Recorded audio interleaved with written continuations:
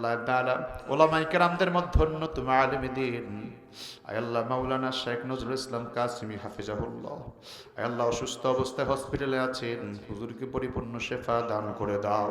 মৃত্যুবরণ করতে হবে, তবে সেই সৌভাগ্যের মরণ আমার হয় কিনা আপনার হয় কিনা আমরা জানি না। মরতে যেহেতু হবে ঈমান নিয়ে কবরে যাওয়া দরকার। আল্লাহর একজন বান্দির কথা আল্লাহ বলেছেন যে বান্দি কোরআনের উপর আমল করে আল্লাহর জান্নাতি হয়েছে, আল্লাহর বিধানকে মেনে জান্নাতি হয়েছে। আমার বন্ধুগণ, শুধু তাই না, রাহমাতুল লিল আলামিন নবী হাদিসে পাকের বর্ণনায় উল্লেখ করেছেন, রাসূল বলেন, হযরত আব্দুল্লাহ ইবনে আব্বাস রাদিয়াল্লাহু তাআলা আনহু হাদিসে পাকের বর্ণনায় উল্লেখ করেছেন, নবীজি একদিন জমিন ধরে ধরে জমিনের মধ্যে 4টা দাগ দিলেন। জোরে বলেন কয়টা? আস্তে বলবেন না, জোরে বলেন কয়টা? আরো জোরে কয়টা? আবার ভাইয়ের আলোচনা কি আর কিছুক্ষণ চলবে ইনশাআল্লাহ? ঠান্ডা মনে হয় খুব বেশি, আপনাদের কষ্ট হচ্ছে। আর কয়েক মিনিট পরে মোনাজাত করে দিব, সবাইকে নিয়ে দোয়া করবো। রাজি আছেন তো ইনশাআল্লাহ? আল্লাহর হাবিব রাহমাতুল লিল আলামিন নবী 4টা দাগ দিলেন জমিনে, 4টা। এই 4টা দাগ দেওয়ার পরে আল্লাহর নবী সাহাবায়ে কেরামদেরকে বলেন, আমার সাহাবীরা, এই 4টা দাগ আমি নবী দিলাম, তোমরা 4টা দাগের ব্যাপার আমাকে বলে দাও, 4টা দাগ কেন দিলাম? রাসূল বলেন, সাহাবীরা বলেন, আল্লাহু ওয়া রাসূলুহু আলাম। হুজুর, দাগ আপনি দিয়েছেন, দাগের রহস্য কি আপনি ভালো জানেন আর আল্লাহ ভালো জানেন। সুবহানাল্লাহ। আল্লাহর নবী রাহমাতুল লিল আলামিন নবী বলেন, আমি 4টা দাগ দিলাম, শোনো তাহলে রহস্যটা কি। আল্লাহর নবী বলেন, আফজালুন নিসাই আহলিল জান্নাহ, জান্নাতের শ্রেষ্ঠ 4 জন মহিলা আছে। জোরে গান আল্লাহু আকবার। জান্নাতের শ্রেষ্ঠ 4 জন মহিলা আছে, 4 জন জান্নাতের শ্রেষ্ঠ মহিলা আছে। ওই 4 জন মহিলার সম্মান মর্যাদা বুঝাবার জন্য আমি নবী রাহমাতুল লিল আলামিন নবী 4টা দাগ জমিনে দিলাম। 1 নাম্বার হলো খাদিজা বিনতে খুয়াইলিদ। আল্লাহর নবী বলেন, 1 নাম্বার হলো খাদিজা, 1 নাম্বার হলো খাদিজা। আল্লাহর নবীর স্ত্রী আমাদের আম্মা জান খাদিজা রাদিয়াল্লাহু তাআলা আনহা দুনিয়ার সব মহিলাদের জন্য আদর্শ। ও আমার বন্ধুগণ, হিন্দু মহিলাদের জন্য আম্মা জান খাদিজা আদর্শ, বেঈমানদের জন্য আম্মা জান খাদিজা আদর্শ, দুনিয়ার মুসলমানদের জন্য তো আরো আগে আদর্শ। আম্মা জান খাদিজা রাদিয়াল্লাহু তাআলা আদর্শ যে দুনিয়ার মহিলারা মানতে পারে, স্বামীর সংসারে কোনোদিন বিতৃষ্ণা আসবে না, কোনোদিন খারাপ লাগবে না। আম্মা জান খাদিজা রাদিয়াল্লাহু তাআলার হাতে এমন একজন মহিলা, ইসলাম যিনি প্রথম গ্রহণ করেছেন তিনি হলো আম্মা জান খাদিজা। আম্মা জান খাদিজা ইতিহাস প্রমাণ করে, কোরআনে কারীম প্রমাণ করে, শুধু তাই নয় হাদিসে পাকের বর্ণনা প্রমাণ করে। কাইফা কানা বাদুল ওয়াহী আলা রাসূলিল্লাহি সাল্লাল্লাহু আলাইহি ওয়াসাল্লাম, সহিহ বুখারীর অধ্যায়ের মধ্যে স্পষ্ট বর্ণনা পাওয়া যায়, আল্লাহর নবী গারে হেরা থেকে যখন নাকি ওহী আল্লাহর হাবিবের উপর আল্লাহ তাআলা নাজিল করে দিলেন, নবীজি ওহী আগমনের পরে আম্মা জান খাদিজার কাছে কাঁপতে কাঁপতে এসে বলেন, খাদিজা রে, আমারে কম্বল মুড়িয়ে দাও। আম্মা জান খাদিজাকে বললেন, হুজুর আপনি কাঁদবেন না, বিচলিত হবেন না, মন খারাপ করবেন না। আল্লাহর নবী বললেন, ও খাদিজা আমারে কম্বল মুড়িয়ে দাও। আম্মা জান খাদিজা রাদিয়াল্লাহু তাআলা আনহা আল্লাহর হাবিব রাহমাতুল লিল আলামিন নবীকে সান্ত্বনা দেওয়ার জন্য আল্লাহর নবী কসম করে বললেন, কাল্লা ওয়াল্লাহি লা ইউখজিকাল্লাহু আবাদা। ওগো নবী, আপনি এমন একজন মহান নবী, মহান ব্যক্তি, আল্লাহ আপনারে কখনোই অপমানিত করবে না, বেয়াজ্জতি করবে না। কারণ ইন্নাকা লা তাসিলুর রাহমা ওয়া তাহমিলুল কাল্লা ওয়া তাকসিবুল মাদুম ওয়া তুকরিউ আদ-দাইফা ওয়া তুইনু আলা নাওয়াইমিল হক। আল্লাহর নবী ডাক দেয়া কয়, খাদিজা রে, আমাকে আল্লাহ বেয়াজ্জতি করবে না তা আমি মানলাম, কিন্তু আমি যদি ইসলামের দাওয়াত দেই, কালিমাটা কে গ্রহণ করবে, কে আমার দাওয়াতে সাড়া দিবে? কারণ এই দুনিয়াতে আমাকে ট্যাকেল দেওয়ার মতো কেউ নাই। আমার আব্বা নাই, আমার আম্মা নাই, আমার দাদা নাই, আমার দাদি নাই। ইসলামের দাওয়াত আমি দিব, আমার পরিবারের লোক নাই, কে আমার ট্যাকেল দিবে? আম্মা জান খাদিজা বলেন, নবীজি বিচলিত হবার কোনো কারণ নাই, আমি আপনার উপর ঈমান আনলাম, আমি সবার আগে কালিমা বললাম, আমার আপনি পড়ায়া দেন। আর নবী, আপনার ট্যাকেল হয়তো আমি ভালোভাবে দিতে পারবো না নবীজি, কিন্তু আপনার ডানে বামে যদি কোনো আঘাত আসে নবী, আমি আপনার আঘাতগুলিকে সহ্য করে নেব। আপনার যদি কোনো ক্ষতি হয়, আপনার ক্ষতির সামনে সবার আগে আমি খাদিজা দাঁড়ায় যাব। আমার বন্ধুগণ, আম্মাজান খাদিজা রাদিয়াল্লাহু তাআলা আনহা বলেন, আল্লাহর নবী গো, ভয় পাওয়ার কোনো কারণ নাই। আপনি নবীর ডাইনে কোনো আঘাত আসলে আমি খাদিজা আপনার ডাইনে ঢাল হয়ে যাব, বামে কোনো আঘাত আসলে আমি খাদিজা বাম পাশে আপনার জন্য ঢাল হয়ে দাঁড়াবো। আম্মাজান খাদিজা রাদিয়াল্লাহু তাআলা এত কষ্ট করলেন আমার নবীর জন্য। আল্লাহ নবী মক্কায় যখন পাথরের আঘাত খাইলেন, আমার নবীর মধ্যে বলল রাহমাতুল লিল আলামিন নবী পাথরের আঘাতে জর্জরিত হয়ে নবী যখন আম্মাজান খাদিজার কামরে যায়, হুজরায় যখন যায়, আম্মাজান খাদিজা রাহমাতুল লিল আলামিন নবীকে দেখে দেখে আমার নবীর পিঠের মধ্যে পাথর বসা, পাথরের দাগ বসা। আম্মাজান খাদিজা রাদিয়াল্লাহু তাআলা গরম পানি করে আমার ভাইয়েরা তেনাকরা ভিজায়া ভিজায়া রাসূলুল্লাহ সাল্লাল্লাহু আলাইহি ওয়াসাল্লামের ওই ক্ষতস্থানগুলি শুকায়া দেয়, শুকাইতে দেয়, ক্ষতস্থানের রক্তগুলি পরিষ্কার করে।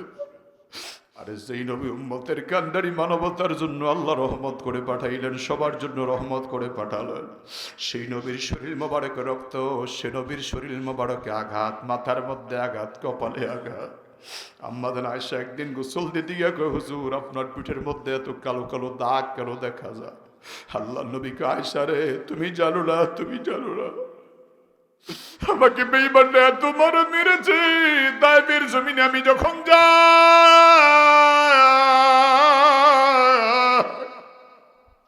ওই তাইফের দুষ্ট যুবকেরা আবার এত পাথর মেরেছে রে আয়েশা,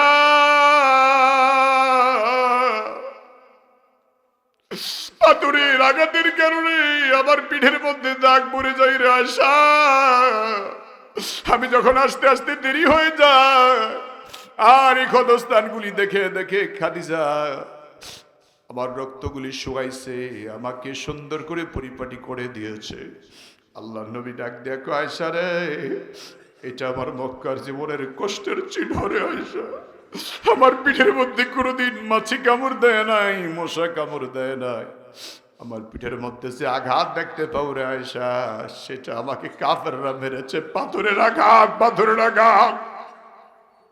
আমার বন্ধুগণ, যেই নবী উম্মতের জন্য এত কষ্ট করলেন আমার বন্ধুগণ, সে নবী এখন উম্মতের জন্য কাঁদে। আল্লাহু আকবার। সে নবী শুধু মক্কায় মদিনায় কাঁদে না, সে নবী কিয়ামতের ময়দানেও কাঁদবে। ওরে আমার নবীর উম্মতেরা, ওই নবীকে ভালোবাসার দরকার আছে না না? আম্মাজান আয়েশা রাদিয়াল্লাহু তাআলা বলেন, হুজুর আপনার জন্য আম্মাজান খাদিজা কি করলেন? রাসূল বলেন, আমি যখন রক্তাক্ত হয়ে অসুস্থ হয়ে আমি যখন আহত হয়ে ঘুরে আসতাম, হযরত খাদিজা রাদিয়াল্লাহু তাআলা আমার জন্য সুন্দর করে পরিপাটি করে দিতেন, আমার ক্ষতস্থানগুলি ব্যান্ডেজ করে দিতেন, আমাকে সাহস দিতেন আর বলতেন, নবী আপনি ভয় পাবেন না, আপনি ভয় পাবেন না নবী, আপনার শরীরে যত আঘাত আসুক, যত কষ্ট আসুক, পয়গম্বর আপনাকে ইমানের উপর অটল থাকতে হবে, দাওয়াতি কাজে অটল থাকতে হবে পয়গম্বর, বিচলিত হবে না, ভয় পেলে হবে না। আম্মাজান খাদিজা রাহমাতুল লিল আলামিন নবীকে সাহায্য করে দিতেন। আমার বন্ধুগণ, আমার ভাইয়ারা, সেই জন্য আম্মাজান খাদিজা রাদিয়াল্লাহু তাআলা আনহা আল্লাহর নবীকে এত সহযোগিতা করেছেন।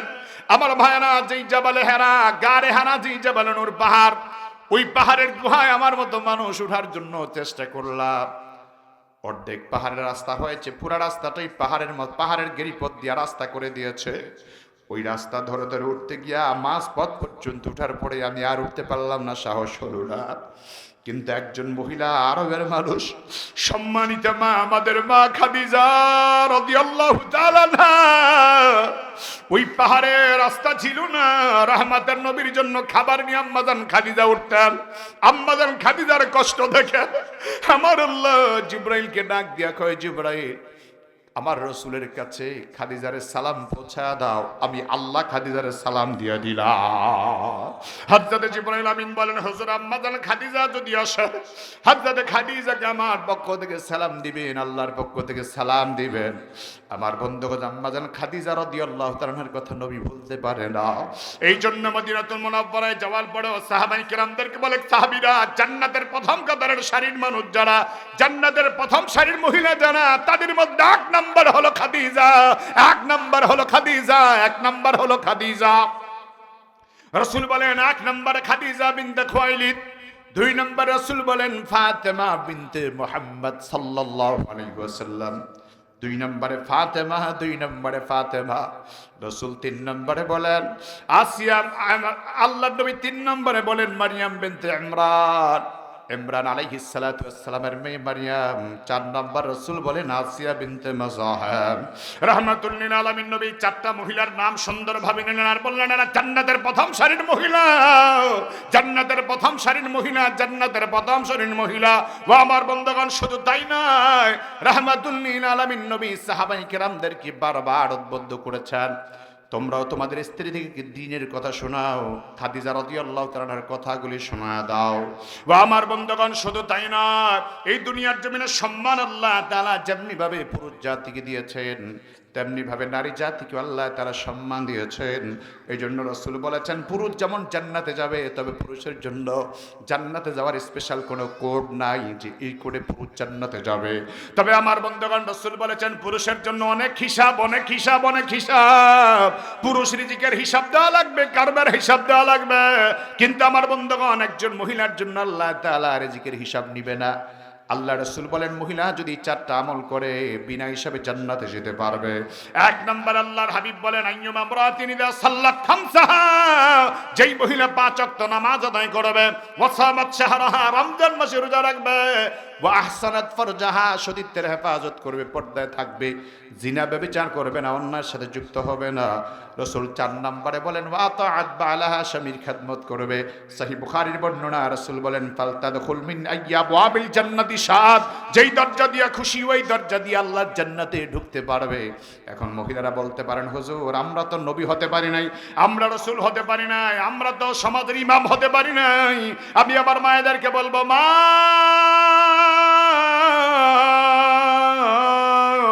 আপনি নবী হতে পারেন নাই, কিন্তু আপনাকে মনে রাখতে হবে আপনি নবীর মা, আপনি রাসূলের মা, আপনি ইমামের মা, আপনি মুফতি সাহেবের মা, আপনি মুহাদ্দিসের মা। আমার মা, আপনাকে আল্লাহ এত সম্মান দিয়েছে, এত মর্যাদা আল্লাহ দিয়েছে। ও মা, আপনাদের পায়ের তলে আল্লাহ তাআলা আমাদের জন্য জান্নাত রেখে দিয়েছেন, জান্নাত আল্লাহ রেখে দিয়েছে। রাসূল বলেন আল জান্নাতু তাহতা আকদামিল উম্মাহাত, জান্নাত দুনিয়ার সব মায়েদের পায়ের তলে। আমার বন্ধুগণের জন্য প্রতিটা সন্তান মাকে সম্মান করা লাগে, মাকে খেদমত করা লাগে। যদি আজকের দিনের বাস্তবতা হলো অনেক সন্তান মার খেদমত করতে চায় না, বাবার খেদমত করতে চায় না, ঠিক কি না? মাকে ডাক দেয়া কয় বুড়ি, বাবাকে ডাক দেয়া কয় বুড়া। অথচ আমার বন্ধুগণ বন্ধুর সাথে ঘন্টার পরে ঘন্টা কথা বলে, কিন্তু মা যখন টেলিফোন দেয় কথা বলতে পারে না, বাবা যখন টেলিফোন দেয় কথা বলতে পারে না। আমি বলবো যুবক ভাই, আব্বা আম্মার সাথে নাফরমানি করবেন না, বেয়াদবি করবেন না, আপনার জীবনটা ধ্বংস হয়ে যাবে, জীবনে কোনোদিন উন্নতি করতে পারবেন না। আমার যুবক ভাইদের আমি বলি, যুবক ওই পাবনা ঈশ্বরদী এলাকায় এক যুবক, তার নাম হলো সাগর। আমার ভাইয়েরা অনলাইনে আপনারা হয়তো ভিডিওটা দেখে থাকবেন। আমার বন্ধু সাগরের মা ইন্তেকাল করলো গত কয়েকদিন আগে, বাবা বাবু আগে ইন্তেকাল করেছে। সাগর ছেলেটা একেবারে প্রতিবন্ধী ছিলেন, একেবারে প্রতিবন্ধী মানুষ, ভালো করে কথা বলতে পারে না, কাজ কাম কিছুই করতে পারে না। তার যখন খাবারের সময় হতো, কারো কাছে দুনিয়ায় খাবার চায় নাই, যখন খাবারের সময় হতো তখন মার কাছে চলে আসতো আর বলতো মা তুমি আমারে ভাত দাও। আমার বন্ধুগণ যখন মা মারা যায় সবাই মনে করলো সাগর এখন কার কাছে খাবার চাইবে, কিন্তু দেখা যায় দৃশ্যপট ভিন্ন। মা মারা গেল, মায়ের কবরের পাড়ে গিয়ে ক্ষুধা লাগছে, আর মারে ডাক দিয়া আম্মা তুমি আমারে ভাত দাও। আম্মাকে ডাক দিয়া আম্মা আমারে খাবার দাও।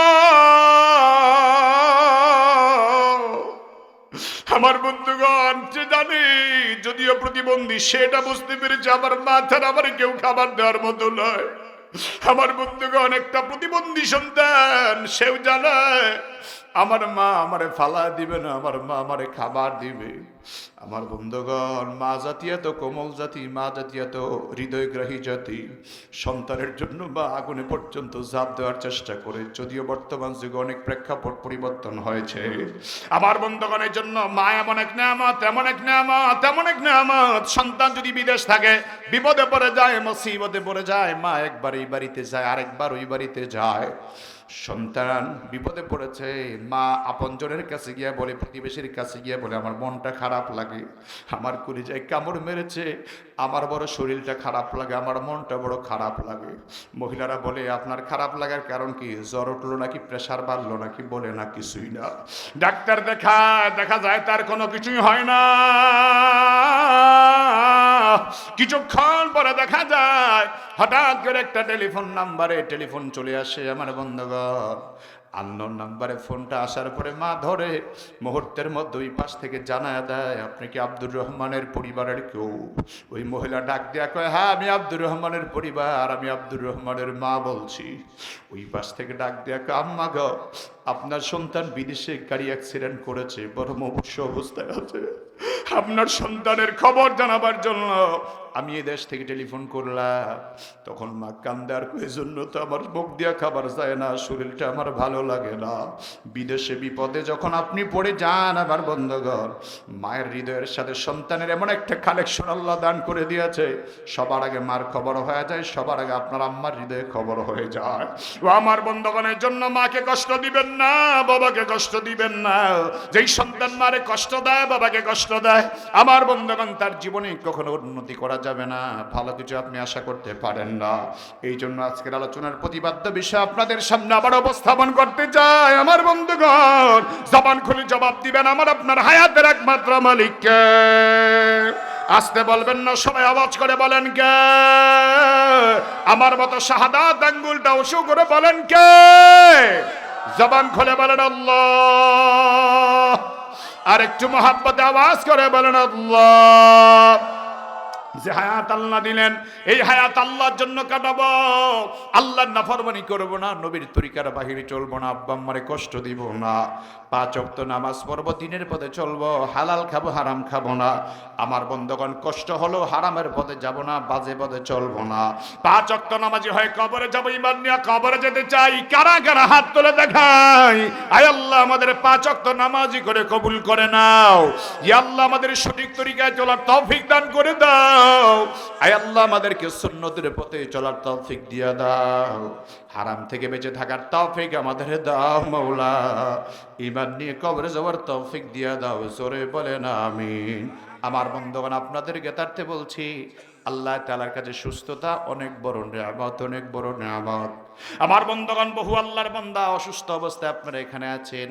অনেক আল্লাহর বান্দা বাড়িতে অসুস্থ আছে, অনেকের মা অসুস্থ আছে, বাবা অসুস্থ আছে। আপনার আব্বার জন্য দোয়া করবেন, আম্মার জন্য দোয়া করবেন। আমরা মোনাজাতে আল্লাহর কাছে বাবার জন্য, মায়ের জন্য, পরিবারের জন্য দোয়া করব। আমার বন্ধুগণ, বাংলাদেশের একজন পতিতযশা আলেমী দ্বীন, পতিতযশা একজন আলেমী দ্বীন আমার বন্ধু, ইয়া রাব্বাল আলামিন, ইয়া আল্লাহ, এই পশ্চিম সিংহ এলাকায় যত মুসলমান নরনারী কবরে শায়িত হয়ে গেছেন, দয়া করে সবাইকে মাফ করে দাও আল্লাহ। আয় আল্লাহ, আজকের মাহফিল তুমি দয়া করে কবুল আর মঞ্জুর করে নাও। আয় আল্লাহ, যারা দান করলো, সহযোগিতা করলো, সবার দান সহযোগিতাগুলি কবুল করে নাও। দেশ থেকে বিদেশ থেকে যারা সহযোগিতা করেছে, আল্লাহ সবার সহযোগিতাগুলি কবুল করো। ইয়া আল্লাহ, আমরা যারা হাত তুলেছি রে মা বউ, আমি জানি না কার জানি জনম দুঃখিনী মা নাই, কার জানি বাবা নাই, কার জানি বাবা কবরে চলে গেছে। আল্লাহ, যাদের আব্বা আম্মা কবরে, কবরগুলি জান্নাতের বাগান বানায় দাও। আল্লাহ, যাদের আব্বা আম্মা কবরে, কবরে জান্নাতি বিছানা বিছায়া দাও। আয় আল্লাহ, দাদা দাদি নানা নানিকে মাফ করে দাও, আমাদের স্ত্রী সন্তানদের মাফ করে দাও। আল্লাহ, যাদের আব্বা আম্মা বেঁচে আছে, প্রত্যেকের আব্বা আম্মাকে নেক হায়াত দান করে দাও। ইয়া রাব্বাল আলামিন। আল্লাহ তাআলা, যাদের আব্বা আম্মা অসুস্থ আছে, দয়া করে সুস্থতার নিয়ামত দান করে দাও। আমাদের মধ্যে যারা অসুস্থ আছে, মেহেরবানি করে সুস্থতা দান করে দাও আল্লাহ। ইয়া রাব্বাল আলামিন। আয়েশা চৌধুরী নামে এক বন্ধু আছে, তার আম্মা আল্লাহ আইসিইউতে মুমূর্ষু অবস্থায় আছে। আল্লাহ তুমি দয়া করে তোমার বান্দিকে পরিপূর্ণ শেফা দান করে দাও। আয় আল্লাহ যেদিন ডাক দিবা খাতেমা বিল খায়ের নসিব করে দিও আল্লাহ। আয় আল্লাহ এই দেশের উলামায়ে কেরাম ইয়া রাব্বাল আলামিন অনেকে অসুস্থ অবস্থায় আছে, বিপদগ্রস্ত আছে, মুসিবতে আছে। আল্লাহ তুমি সবাইকে পরিপূর্ণ সুস্থতা দান করে দাও, বিপদ মুসিবত থেকে হেফাজত করে দেও আল্লাহ। আয় আল্লাহ দিনের যত দাঈ উলামায়ে কেরাম দাওয়াতি কাজ করেন সবাইকে হায়াতে তাইয়্যিবা দান করে দাও। আয় আল্লাহ বিপদ মুসিবত থেকে দয়া করে সবাইকে হেফাজত করে দাও। ইয়া আল্লাহ আমরা যারা হাত তুলেছি মাওলা, আমাদের মধ্যে যার যত সমস্যা আছে সবার সমস্যাগুলি সমাধান করে দাও। আল্লাহ যারা অসুস্থ আছে সুস্থতা দান করো, অভাবীদের অভাব দূর করো, ঋণগ্রস্তদের ঋণ পরিশোধের তৌফিক দাও আল্লাহ। প্রবাসী ভাইদেরকে হেফাজত করে দাও আল্লাহ। আজকের মাহফিলের মহতারাম সভাপতি, আয় আল্লাহ সেক্রেটারি, আয়োজক কমিটির মধ্যে যারা আছে সবাইকে নেক হায়াত দান করে দাও। আয় আল্লাহ সবার আব্বা আম্মার জীবনের গুনাহগুলি মাফ করে দাও, সকলের পরিবার পরিজনকে মাফ করে দাও। ইমাম সাহেব, খতিব সাহেব, এলাকার উলামায়ে কেরাম, মুরব্বীরা, যুবকরা যারা হাত তুলেছেন সবাইকে নেক হায়াত দাও। আমাদের সকলকে দুনিয়া আখিরাতের কল্যাণ দান করে দাও, সকল অকল্যাণ খারাপি থেকে আল্লাহ হেফাজত করে দাও। আল্লাহ এই দেশটাকে তুমি ইনসাফের দেশ বানায় দাও আল্লাহ। কোরআনের শাসন, কোরআনের হুকুমত বাস্তবায়নের তৌফিক দান করে দাও আল্লাহ। গোটা দুনিয়ার মুসলমানদেরকে হেফাজত করে দাও ইয়া রাব্বাল আলামিন। যেদিন দুনিয়ার জমিন থেকে বিদায় হয়ে যাব, ইমানের মরণ আমাদের সবাইকে নসিব করে দিও আল্লাহ।